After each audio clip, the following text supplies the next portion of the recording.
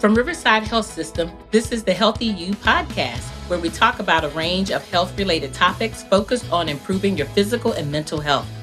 We chat with our providers, team members, patients, and caregivers to learn more about how to maintain a healthy lifestyle and improve overall physical and mental health. So let's dive in to learn more about becoming a healthier you.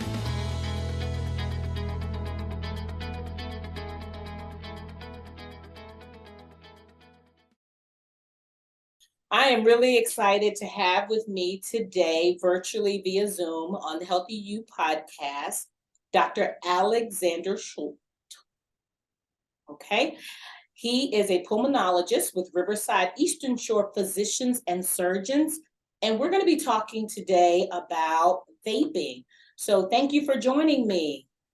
Absolutely. I'm glad to be here. Thanks, Frankye. Awesome. So tell me why you decided to pursue a career in medicine. Well, I liked biology, I liked physiology, and I liked helping people. And I had not put all of that together until my sister said to me, "Why don't you become a doctor?" And I said, "No, no, no. I'm not going to become a doctor. That's much too hard, too many hours." But about 2 months later, I found myself applying for medical school.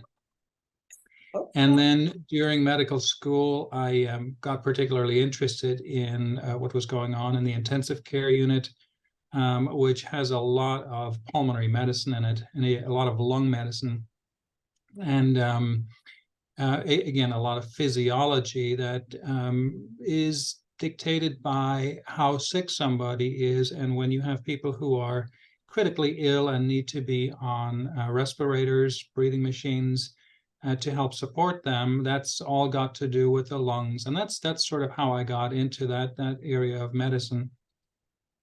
And this training was for a period of 3 years, initially for internal medicine, and an additional 3 years as a fellowship. And I graduated medical school in 1991 in Ireland, so I've been doing this for a little bit, and I'm finally getting good at it. Yes, yes. I heard that you're not good, but you're exceptional at it. I'm a former critical care nurse, so have worked closely with the pulmonologist and so pivotal to treating those high acuity patients. Um, so we're going to be talking about vaping, which is new for me, right? Vaping is something that is new in era. Talk a little bit about what vaping is, because some of our viewers may not know what vaping is, nor have they been exposed to vaping. Okay, well, I think that most people actually do know what vaping is at this point, because it has been brought to the fore in many different news articles, because the dangers of vaping have been talked about. And of course, before vaping came cigarette smoking. And what is the difference between cigarettes and vapes? So the most important thing about this is that vaping is a vapor, which is a different type of delivery of a substance than cigarettes, which are combustible. So the big difference is smoke versus vapor. The bottom line is that the vaping is still a way to deliver nicotine for most people. And even though I think at one point it was, developed as an idea to help people stop smoking, and the first patent of this goes back to 1930, even though it never took off at that time. And then, more patents were in 1960, and then it sort of came to the fore when a pharmacist in Beijing in China had a father die of lung cancer. And he wanted to invent something that could deliver nicotine without the harmful tar that might be in cigarettes. And so that's sort of where the whole idea came from, to use a nicotine delivery system using a vapor. And that's basically how it started. And of course, when you inhale nicotine on its own, it's pretty harsh. And I have smoked myself. I've never vaped. I grew up in an era where smoking was perfectly acceptable, but we have to think back about the idea of what this is.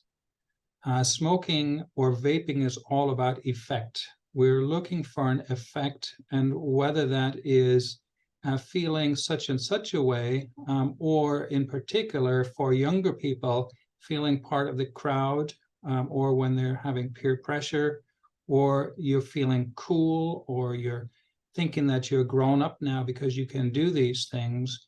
Usually, smoking, just like alcohol, is done for effect. Okay. Okay. And one of the things I keep coming back to is sort of what is the motivation to start smoking, vaping, or anything like that? And it typically has to do with wanting to be part of the crowd, wanting to be something that you think you're not.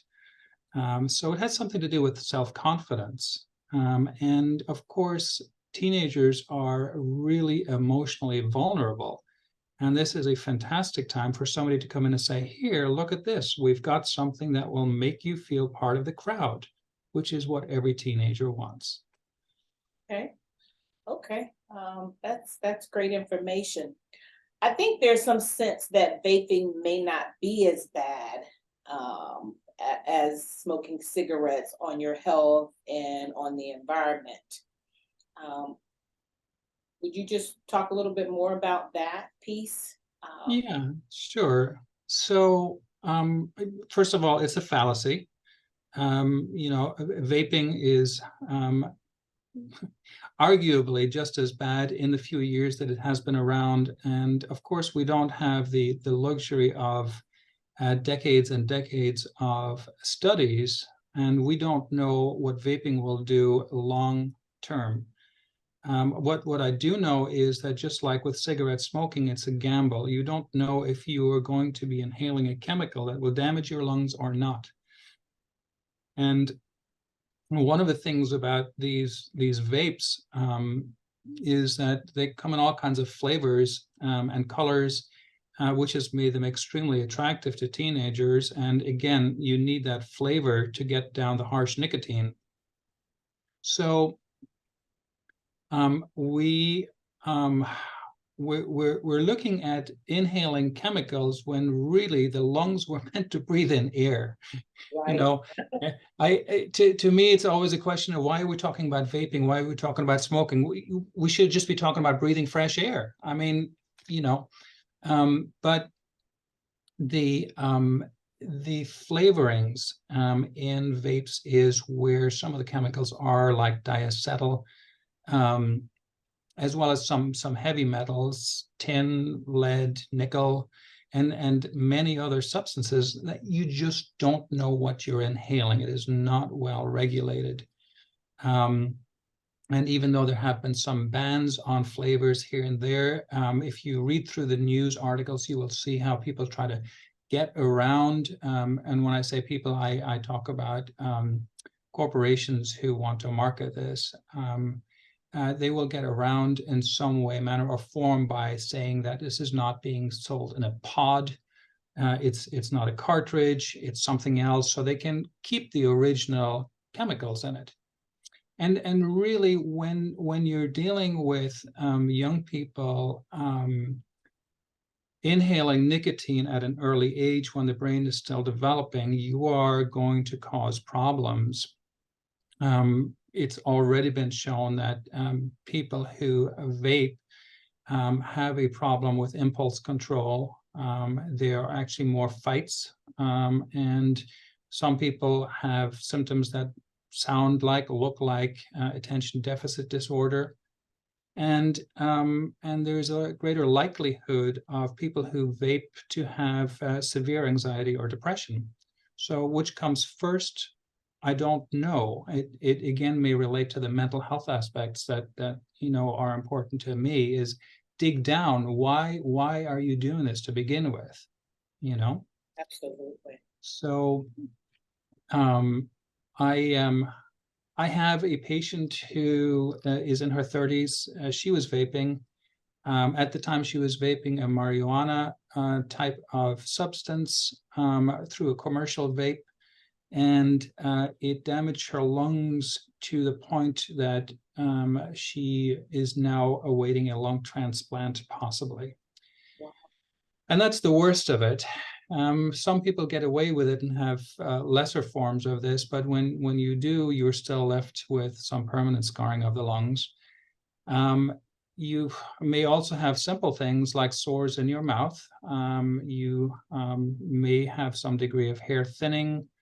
There's, obviously you can get a rash around the mouth, and it's just not a healthy way to spend the day, so to speak. There are healthier ways to deal with anxiety or depression than vaping. Absolutely. I'm embarrassed to say obviously I'm a healthcare professional. I, I really I'm learning so much from listening to you talk about vaping because I did not know how extensive the outcomes could be.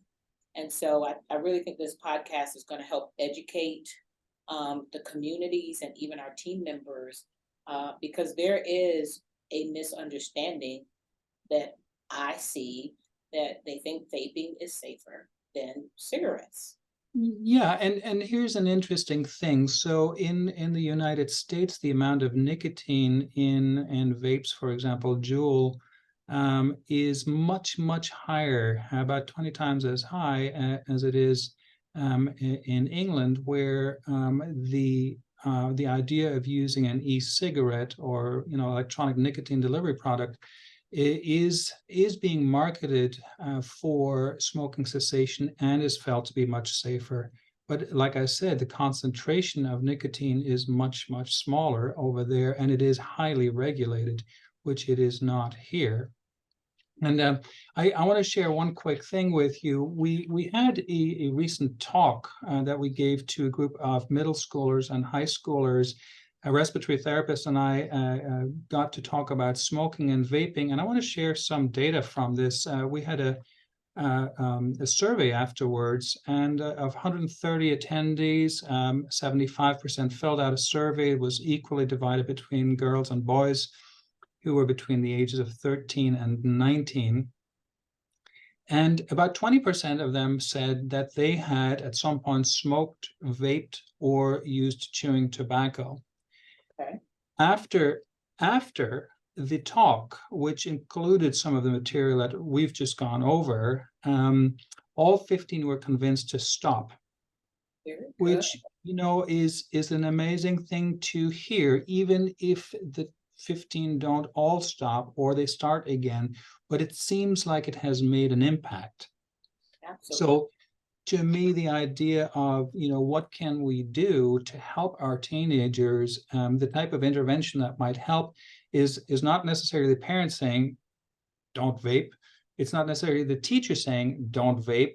It's education, bringing something to the school from, a third party, so to speak, somebody who doesn't have any, skin in the game, so to speak, and who may relate to the teenagers in a way that neither the teachers nor the parents can. So education is high on my list, but also how.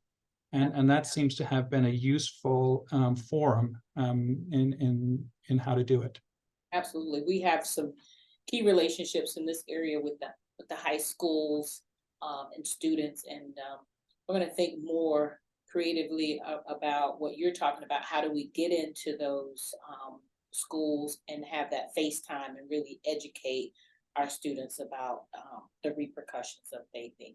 And then Yeah, we it would be nice if it was part of the curriculum, have in health, human health. So absolutely, and we have to reach them where they are. I know having young folks, they don't watch TV anymore. They're on social media. So we have to bring that education, like this podcast, to where they're listening. So as well. Well, wow, that is really great information. Thank you so much for your commitment to do this work and to continue to educate in this space.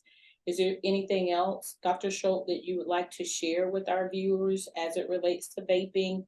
And if someone is seeking help, where would you direct them if they're trying to find a way to quit? What are some of the cravings, and how do they manage that safely if they're looking to quit vaping?